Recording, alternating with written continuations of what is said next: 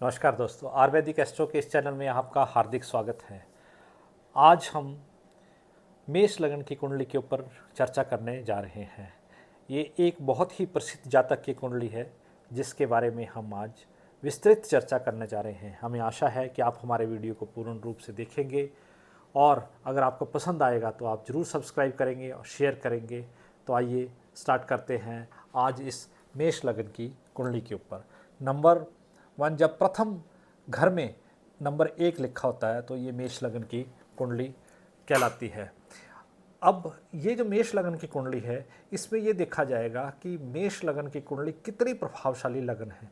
तो लगन इनका 6.54 डिग्री का लगन है, अश्विनी नक्षत्र का ये लगन है और 1 नंबर मतलब मंगल की राशि है। अब इस घर का स्वामी मतलब प्रथम घर का स्वामी जो है, इस राशि का स्वामी, प्रथम घर में जो राशि है उसका स्वामी जो है वो आकर के सप्तम इसमें गुरु के साथ विराजमान हुआ है, अर्थात शुक्र के घर में। ये 7 नंबर शुक्र का है। शुक्र के घर में मंगल जो है वो 15 डिग्री के ऊपर विराजमान हुआ है, अर्थात इस लगन का जो स्वामी है उसकी डिग्री 15 डिग्री है, अर्थात मंगल उच्च डिग्री के ऊपर विराजमान है। ऐसे व्यक्ति जो होते हैं वो सेना के प्रमुख होते हैं या सेना में राज करने वाले होते हैं, पुलिस में राज करने वाले होते हैं, नेतृत्व समूह को डील करने वाले होते हैं, या बहुत अच्छे और भी चीज़ों का भाव देख करके ये पता चलेगा कि ये ज़िंदगी में क्या क्या करेंगे, परंतु ये समूह को लीड करते हैं और प्रभावशाली व्यक्ति होते हैं। थोड़े से कभी कभी गुस्से वाले भी होते हैं। और इस लगन की जो विशेषता है, ऐसे लगन के स्वामी काफ़ी हट्टे हट्टे मतलब ताकतवर, काफ़ी बलशाली और रक्तवान मतलब काफ़ी चरित्रवान, रक्तवान और काफ़ी अष्टपुष्ट तथा इसके शत्रुओं के समूह को हराने वाले व्यक्ति होते हैं। तो ये है इस लगन की विशेषता।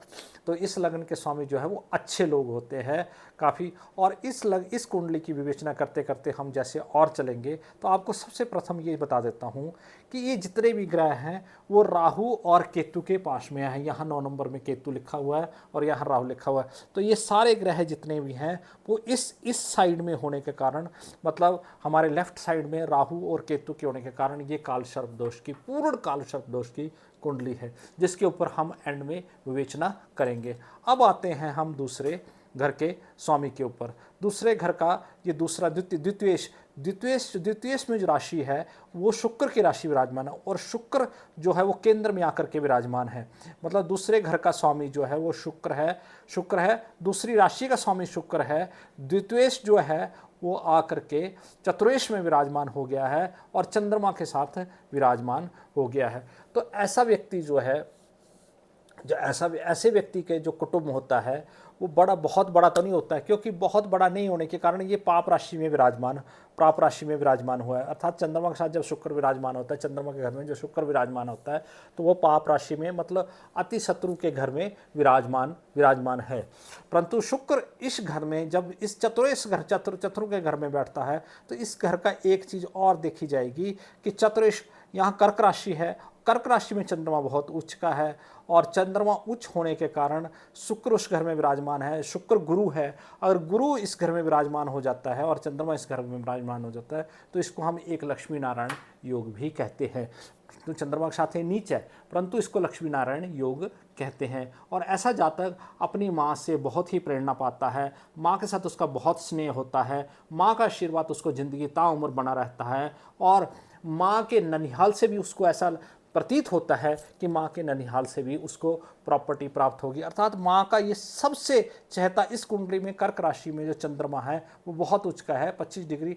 अंश तो काफ़ी, अंश बल तो थोड़ा बुढ़ापे की तरफ है, परंतु चंद्रमा उच्च का होने के कारण ये कुंडली ये दर्शाती है इस व्यक्ति का घर सुंदर होगा, लक्ष्मी नारायण योग है, माँ के साथ इसकी अच्छी बनती होगी और ये कुंडली इस तरीके से अच्छी है। अब हम इस खाने को पहले छोड़ गए थे, ये पराक्रम स्थान का यहाँ पे जो कहते हैं कि जो जर्नल विवेचना है वो ये है और जो हमने पढ़ा है उसके अनुसार ये है कि राहु यहाँ इस कुंडली में 19.5 डिग्री पे विराजमान है, आद्रा नक्षत्र में विराजमान है।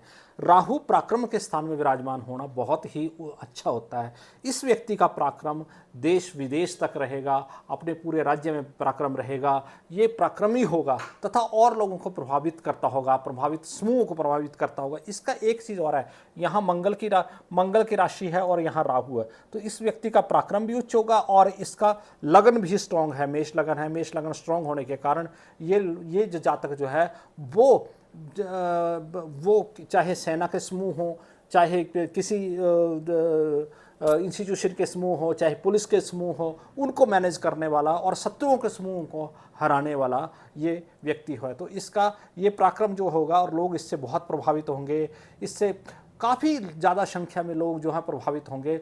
और चाहे इस जातक के अंदर अपना आत्मबल बहुत ज़्यादा ना हो, परंतु इसके लोगों के अंदर चर्चा होगी कि देखो कितना प्रभावशाली व्यक्ति है, अपने जीवन में कितने कष्टों को बाहर निकाल करके आया है।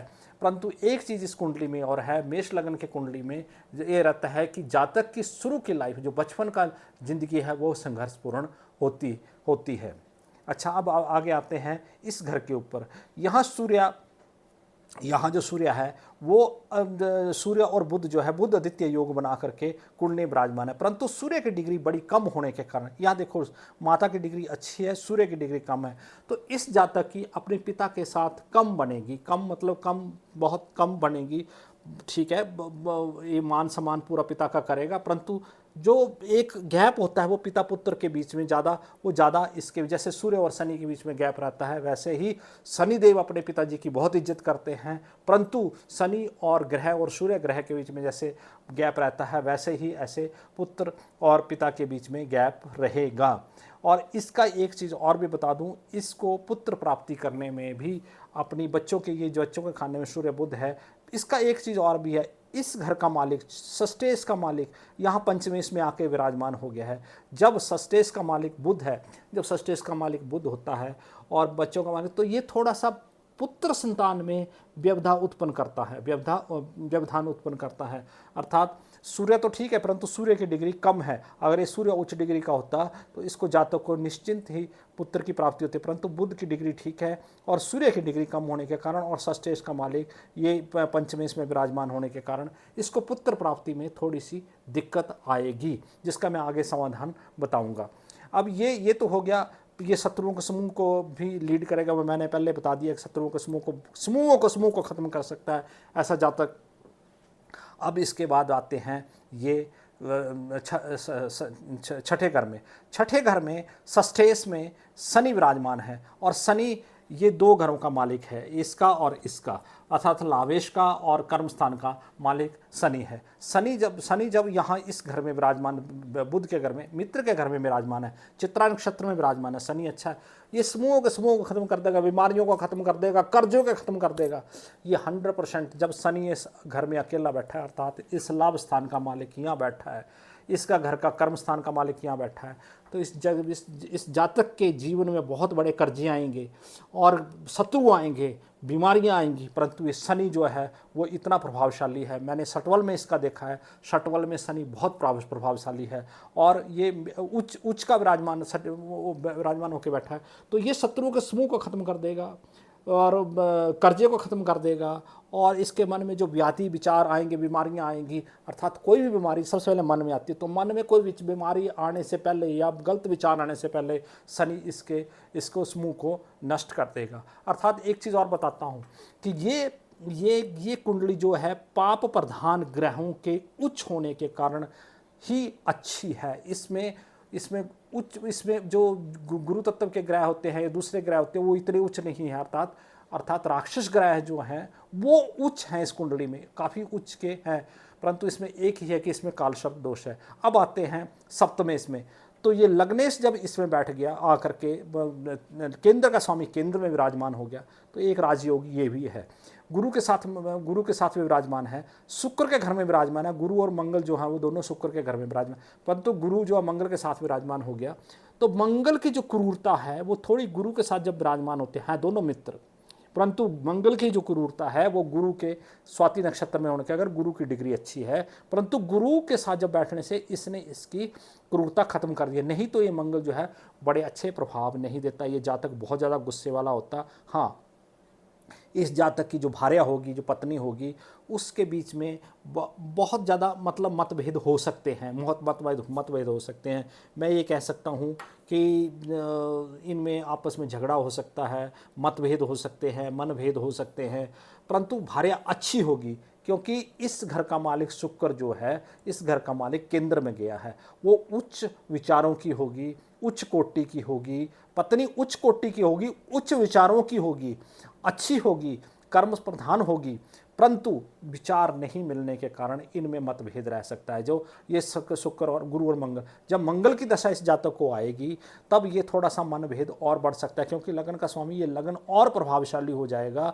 परंतु ये मंगल, मैंने देखा था अभी कि मंगल जो है वो चंद्रमा की होरा में है, मंगल जो है वो चंद्रमा की होरा, अभी होरा के बारे में आगे मैं आपको बताता हूँ, परंतु ये थोड़ा सा वो है। और इसका गुरु जो है, ये गुरु जो है वो नवांश कुंडली में जाकर के 10 शनि के घर में विराजमान हो गया, अष्टम स्थान में विराजमान हो गया है, जिससे इसकी थोड़ा सा वैवाहिक लाइफ जो है वो ज़्यादा अच्छी नहीं रहेगी। ये मैं नहीं कह सकता कि कोई इनमें और विभाजन हो जाएगा, ऐसा कुछ नहीं है, परंतु झगड़े होते रहेंगे, क्योंकि ये जातक भी अपनी कह रहेगा और ये पत्नी के विचार अच्छे होंगे, सब चीज़ होंगे, परंतु इसका प्रभाव है कि ये प्रभावशाली व्यक्ति है।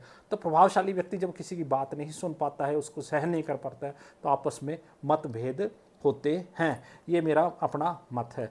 परंतु राहु बहुत अच्छी, देखो अभी राहु जो बहुत अच्छी डिग्री के कारण, तो इसका समाज भी, इस व्यक्ति का प्रभाव जो बहुत अच्छा रहेगा, इसकी पत्नी का प्रभाव इसके उधर अच्छा रहेगा।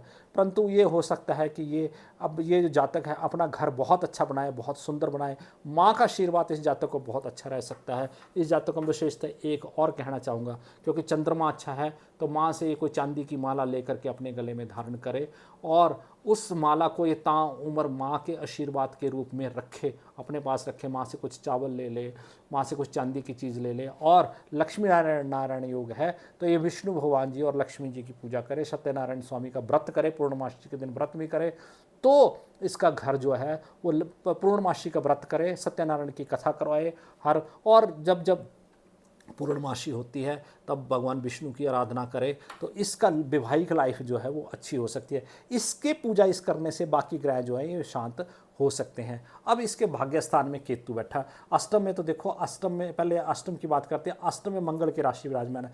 जब मंगल यहाँ से आकर के पत्नी स्थान में विराजमान होता है तो यहाँ का ग्रह यहाँ चला जाए, यहाँ का ग्रह यहाँ आ जाए, तो दोनों चीज़ों में पार्टनरशिप को खराब करते हैं और ये पत्नी स्थान को खराब करते हैं। आप एक ध्यान रखना, किसी भी कुंडली में अष्टम का ग्रह अगर केंद्र में बैठ गया या सप्तम का ग्रह अष्टम में चला गया, तो दोनों ही साइड में जो वैवाहिक जीवन होता है और पार्टनरशिप होती है वो अच्छी नहीं कही जाती है। अब आते हैं हम भाग्य के स्थान। भाग्य स्थान में केतु है, इसके भाग्य में केतु अचानक चमकृत कर देगा और राहु की दृष्टि भी है इस चीज़ के ऊपर।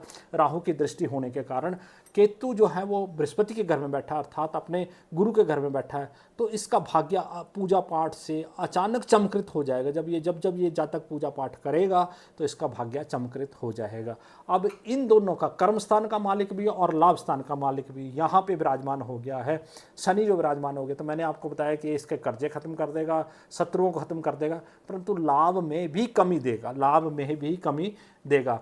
और ये बृहस्पति जो इस घर का मीन राशि का जो मालिक है वो सप्तम में विराजमान हो गया है, तो अर्थात इसके खर्चे जो होंगे विवाह से रिलेटेड, पत्नी से रिलेटेड, वो ज़्यादा खर्चे जो हैं वो इसी चीज़ से रिलेटेड होंगे, अर्थात ये व्यय का स्थान है।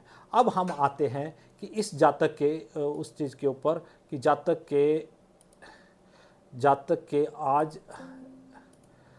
का ये, जब मैं नवांश की बात कर रहा था तो यहाँ देखिए, ये नवांश में, इसका नवांश में जो गुरु है वो अपनी नीच राशि में आके विराजमान हो गया है। तो गुरु नीच राशि में विराजमान होने के कारण इसका जो वैवाहिक जीवन है वो पूर्ण रूप से अच्छा नहीं रहेगा।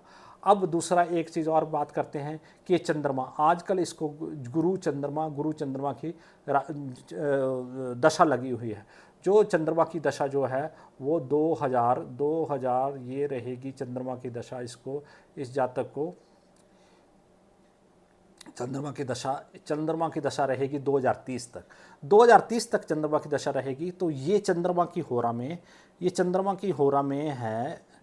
तो आजकल की जो चंद्रमा की दशा वो सूर्य की होरा में है, चंद्रमा की दशा सूर्य की होरा में है। तो इसको जातक को चंद्रमा की दशा जो है वो अच्छी नहीं फलीभूत होगी, क्योंकि कुंडली में चंद्रमा जो है उच्च का तो जरूर है। गुरु चंद्रमा की दशा लगी हुई है आजकल, अच्छा है, परंतु जो पूर्ण दशा का जो फल होगा वो इसको अच्छा नहीं रहेगा, क्योंकि ये सूरज की होरा में है। जब चंद्रमा की जो दशा जो सूरज की होरा में होती है वो अपना अच्छा फल प्रदान नहीं करती है। परंतु आने वाले समय में जो मंगल की दशा होगी इसको और राहु की दशा होगी वो अच्छी ही विराजमान रहेगी। और ये देखिए षटवल में इसका शनि सबसे उच्च है, तो इसको शनि बहुत फायदा देगा बिल्डिंगों से रिलेटेड, कंस्ट्रक्शन से रिलेटेड। ये जिंदगी भर ताउम्र ये लड़का जातक जो है वो काम करता रहेगा, बड़ी बड़ी बिल्डिंगें बनाएगा, बड़े बड़े कुछ काम ऐसे करेगा जो शनि से रिलेटेड होगा। इसके पास बहुत सारे एम्प्लॉइज़ भी होंगे जिनका समूह को मैंने ये बता दिया, या तो ये सेना में हो सकता है या पुलिस में हो सकता है, या ये विद्या से रिलेटेड कोई ऐसे एम्प्लॉयमेंट को या उसको आधिपत्य को चलाता होगा जिसके अंदर इसके अंदर बहुत से एम्प्लॉय, और इससे बहुत से एम्प्लॉय इससे प्रभावित होंगे, ये है। और आने वाले टाइम में इसका मंगल और ये जो राहु की दशा है वो राहु की दशा में बहुत प्रभावशाली रहेगा, मंगल की दशा में बहुत प्रभावशाली रहेगा। मंगल की दशा में एक चीज़ और है जो 2030 है, मैं इसको एक चीज़ और कह सकता हूँ कि मंगल की दशा में मंगल और सूरज जब आएंगे, ये मंगल की दशा ये 2030 में और 31 में इसको पुत्र प्राप्ति की संभावना हो सकती है। पुत्र प्राप्ति की संभावना अगर ये उपाय करे तो पुत्र प्राप्ति की संभावना हो सकती है, परंतु पुत्र भी इसको अच्छी उसका प्राप्त होगा। ये तो 2030 में भी और 2031 में, जब इसको मंगल का अंतर आएगा 2030 में, और ये मंगल के अंदर सूर्य का अंतर आएगा, ये मंगल के अंदर जब मंगल राहु सूर्य का ये जब अंतर आएगा, नहीं एक चीज़ और देखिए यहाँ पे मंगल और सूरज का अंतर आएगा 16/2/2031 तक। तो ये जातक जो है पुत्र की प्राप्ति भी कर सकता है, परंतु इसका भाग्य अचानक चमकृत होगा। मैंने ग्रह बल के बारे में बता दिया, षटबल के बारे में बल में बता दिया। अब एक चीज़ है, ये अब आते हैं दृष्टियों के ऊपर। अब मंगल की दृष्टि, ये इस मंगल की दृष्टि आप देखिए 1 2 3 4 कर्म स्थान के ऊपर मंगल की दृष्टि है। फिर उसके बाद 1 2 3 4 5 6 7 सातवीं दृष्टि और 8वीं दृष्टि। तो 8वीं दृष्टि यहाँ जा रही है, 8वीं दृष्टि यहाँ जा रही है, चौथी दृष्टि इसकी इधर जा रही है, सप्तमी दृष्टि। तो मंगल की जो तीनों दृष्टियाँ हैं वो इधर जा रही हैं। तो इसके गुरु की दृष्टि 1 2 3 4 5 दृष्टि इधर जा रही है, 6 सातवीं दृष्टि इधर जा रही है, 8 और 9वीं दृष्टि इधर जा रही है। दो चीज़ें तो इसकी क्लियर होगी कि इस जातक को जो गुरु की और मंगल की दृष्टि है वो विद्या संबंधित जो है वो अविद्या से संबंधित आय प्राप्त होगी। परंतु ये पराक्रम जो होगा गुरु राहु के ऊपर गुरु की दृष्टि, तो इसका राहु गुरु अर्थात पराक्रम उन लोगों के ऊपर होगा जो विद्या से रिलेटेड, विद्या स्थान से रिलेटेड या विद्या ग्रहण करने वाले होंगे, उन लोगों के ऊपर इस जातक का पराक्रम जो है वो बहुत ज़्यादा रहेगा। गुरु इसका अच्छा है, परंतु इसमें मैंने जो दूसरे बताया कि ये जो क्या कहते हैं काल सर्प दोष की कुंडली है, इसका निवारण करने के लिए या तो त्रिपिंडी श्राद्ध करवाए, नंबर 1 त्रिपिंडी श्राद्ध जो नासिक में होता है, या ये पितृ गायत्री कराए जो उसमें होती है, श्राद्धों में पितृ गायत्री होती है, या ये बद्रीनाथ जाके अपनी पूजा कराए, या फिर ये बोध गया में जाकर के अपने पितरों की शांति के लिए करवाए। तो इसका सब कुछ हो सकता है और इसको पुत्र प्राप्ति भी हो सकती है। जब ये पितर तीनों जगह या 2-3 जगह जब ये पितर शांति के लिए काम करेगा, तो इसको ये जो मंगल की दशा आएगी, मंगल की दशा में जब सूरज का अंतर आएगा, ये देखो सूर्य बच्चों से रिलेटेड है, मंगल इसके लगन से रिलेटेड है, तो ये जब दोनों का कॉम्बिनेशन होगा तो इस जातक को पुत्र प्राप्ति होगी, और पुत्र प्राप्ति भी अच्छे ही उससे होगी। और अपनी ग्रह शांति के लिए जो ये काम करना चाहते हैं, ग्रह शांति के लिए जितनी ये कन्याओं का पूजन करेगा, ये शुक्र को उच्च करेगा, शुक्र क्योंकि शुक्र नीच में विराजमान है, तो पत्नी स्थान का जो शुक्र है वो इधर गया है। तो ये जातक अगर माता की पूजा करे और कन्याओं की पूजा करे, भगवान विष्णु की पूजा करे, तो इसके घर में शांति हो सकती है। तो आज इस कुंडली के ऊपर हमने ये विस्तृत विवेचना की है। अगर आपको अच्छा लगा होगा तो इसको ज़रूर सब्सक्राइब करें। धन्यवाद। जय माता दी।